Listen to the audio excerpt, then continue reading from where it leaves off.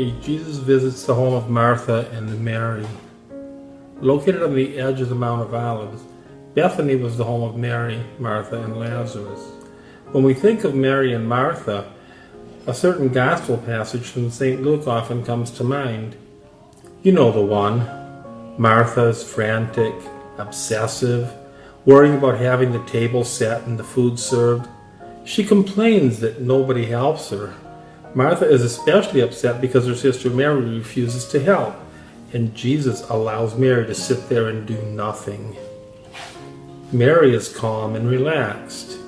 She's sitting at the feet of Jesus, the Master, focused, lovingly taking in all the wisdom and advice that he offers. A person who considers himself or herself a contemplative may say, I'm a Mary. I'm not out there in the world like those Marthas. Now, it would be easy to get the wrong idea. I don't think Jesus was opposed to people working hard. Without people to prepare the food and organize the banquets, there would be no feasts. And Jesus certainly liked feasts. He spoke of banquets and feasts in many of his parables and sermons. Jesus compared heaven to a great feast. So as we examine the short passage from St. Luke, let's try to do two things. First, everyone relates to Mary in this passage. Try to put yourself in Martha's place and see the situation from her point of view. And secondly, try to figure out what exactly Martha did that Jesus did not approve of.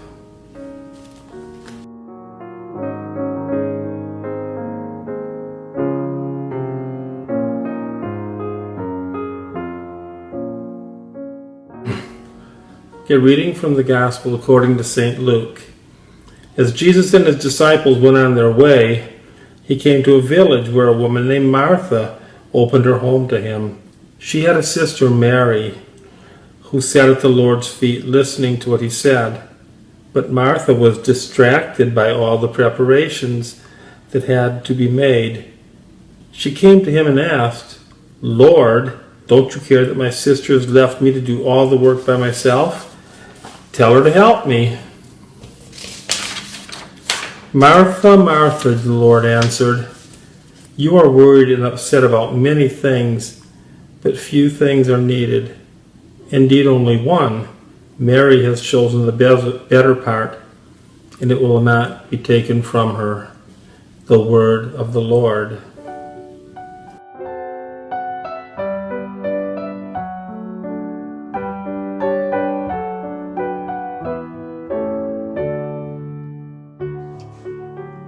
Trying to see this from Martha's view, it seems that she reacted in a way similar that most of us would have had we been in her place. And what is it that Martha did exactly that Jesus did not approve of? The key word can be found in this sentence, but Martha was distracted by all of the preparations. Key word, she was distracted. We all know people who seem to always keep busy. When visitors come, they hustle and bustle around, getting things out and setting things up. You hear them say, I better check the bread in the oven, and let me make sure the table is set properly, and so on and so on. When the visitors leave, the busy host has hardly had a chance to talk to anyone. But all the guests had a great day, and you might be tempted to admire the self-sacrificing host who spends the whole time serving so that the others can enjoy one another's company. Often this is not the whole story.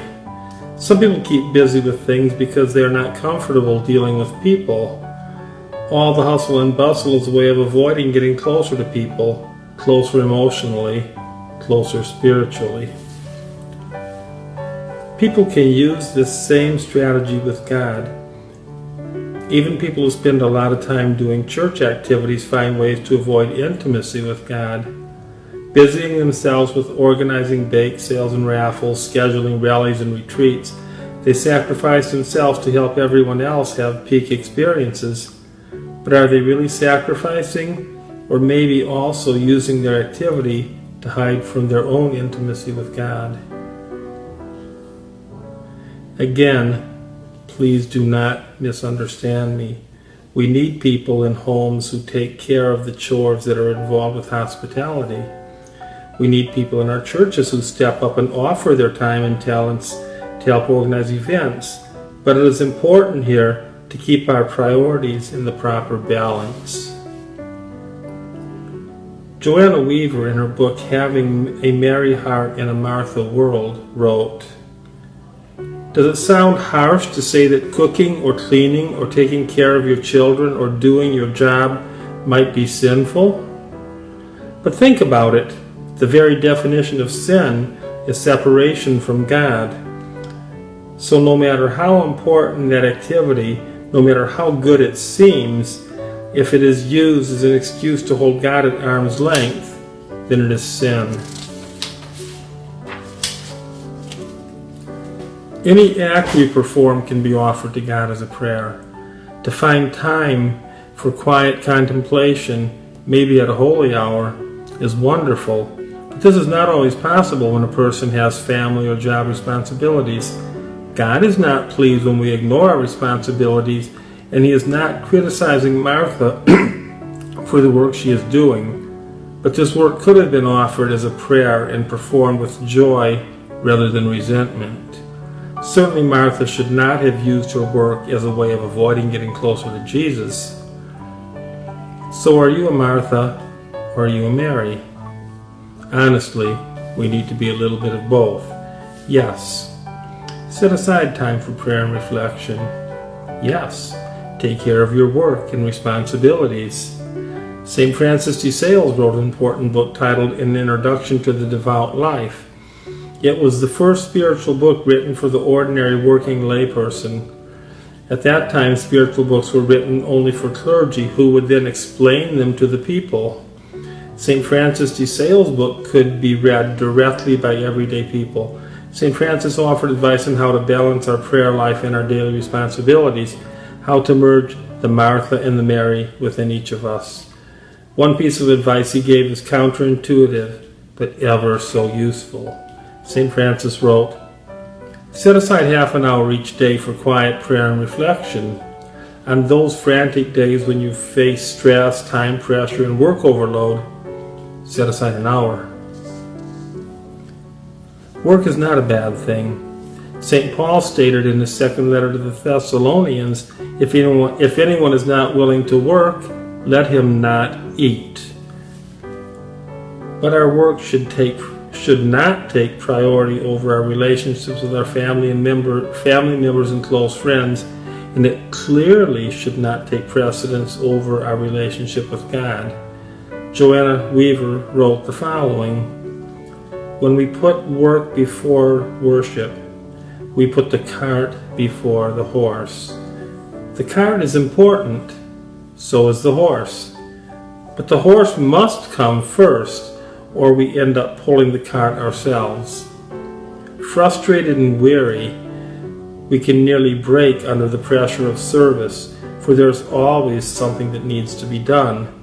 When we first spend time in God's presence, when we take time to hear His voice, God provides the horsepower we need to pull the heaviest load."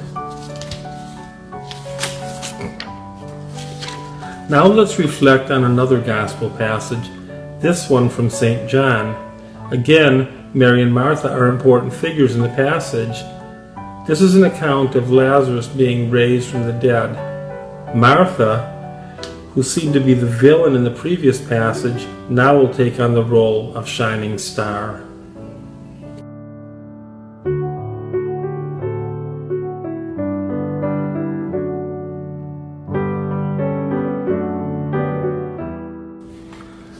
A reading from the Gospel according to St. John. Now a man named Lazarus was sick. He was from Bethany, the village of Mary and his sister Martha. So the sisters sent word to Jesus, "Lord, the one you love is sick." When he heard this, Jesus said, "This sickness will not end in death. No, it is for God's glory, so that God's Son may be glorified through it. Now Jesus loved Martha and her sister and Lazarus. So when he heard that Lazarus was sick, he stayed where he was for 2 more days. And then he said to the disciples, "Let us go back to Judea." After he had said this, he went on to tell them, "Our friend Lazarus has fallen asleep, but I am going to wake him up." His disciples replied, "Lord, if he sleeps, he will get better." But Jesus had been speaking about his death, but his disciples thought he meant natural sleep. So then he told them plainly, "Lazarus is dead. And for your sake I am glad I was not there, so that you may believe, but let us go to him." Then Thomas said to the rest of the disciples, "Let us go also, that we may die with him."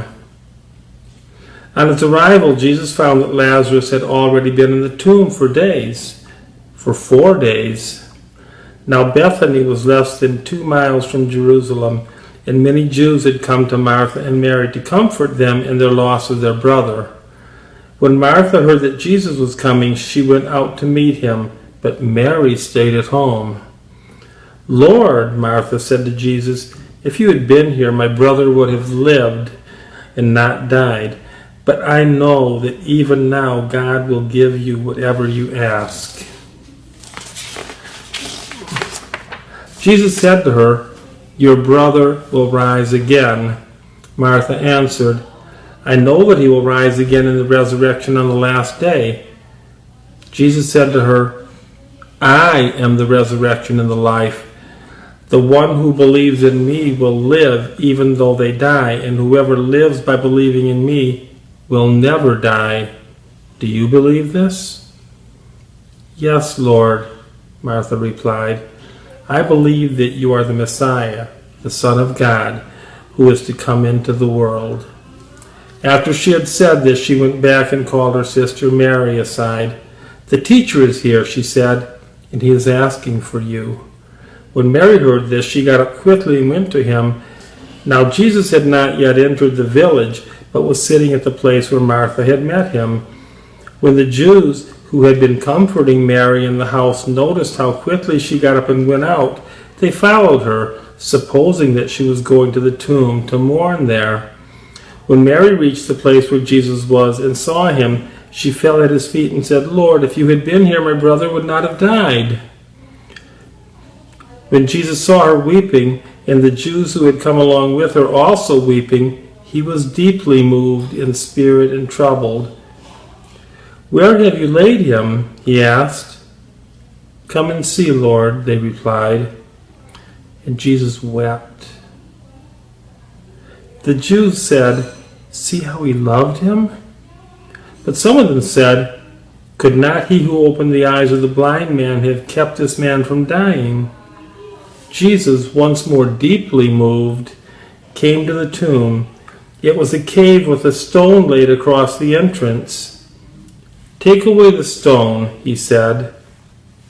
"But Lord," Martha said, "by this time there will be a bad odor, for he has been in there for 4 days."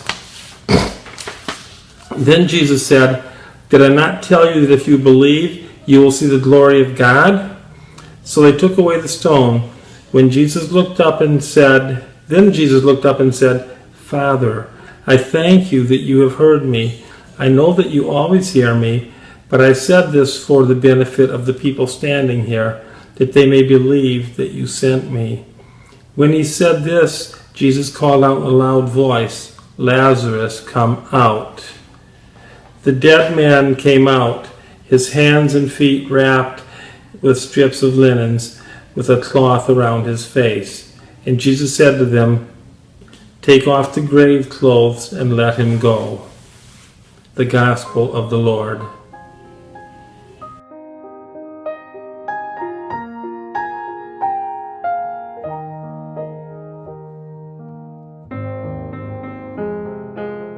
As often happened, Jesus' behavior made no sense to the apostles. Lazarus was sick, and Jesus waited 2 days before going to him. Then, after Lazarus was dead, Jesus decided to go to Bethany. It made no sense to the apostles, and it does not make sense to people like you and me. But God sees the complete picture. God always has a greater plan. Often the plan of God is beyond human comprehension. It made no sense to Martha to take away the stone from the grave after her brother had been dead for 4 days. It also did not make sense to Martha that Jesus would allow Mary to just sit and not help when Jesus came to visit in an earlier occasion. It didn't make sense to Peter to go out into the sea and throw his nets in the water in the morning after he'd been fishing all night with no success. But Peter followed the plan that made no sense, and the results were astounding. It made no sense to Andrew to try to feed more than 5,000 people with one little basket containing 5 loaves and a couple fish. But Jesus had a plan. Jesus always has a plan, a greater plan than Martha or any of the others gathered at the tomb of Lazarus could have comprehended, a plan greater than Peter or his brother Andrew could understand, a plan greater than any of your plans or mine. We do not always have to understand God's plan, but we must trust and accept His plan. One of the most important roles that we have in God's plan is that of trusting and being patient. In many ways, looking at the world and examining one's life is like looking at the backside of a tapestry. A person sees strings hanging here and there, and it really is not very pretty. Maybe occasionally it is possible to get a glimpse of a pattern. Only after one dies and moves to the next life is this person able to see the tapestry from the front, where the complete pattern is able to be viewed. Then the beauty of God's plan will be fully comprehended. In the meantime, each of us has to trust and be patient. Yes, patient. Patience and joy. We need patience to wait for God's plan to unfold according to His timeline, not ours. And joy to follow God where He leads us, even when it seems to make no sense. Trust that God's plan is better than any plan of yours or mine. Thank you. God bless you.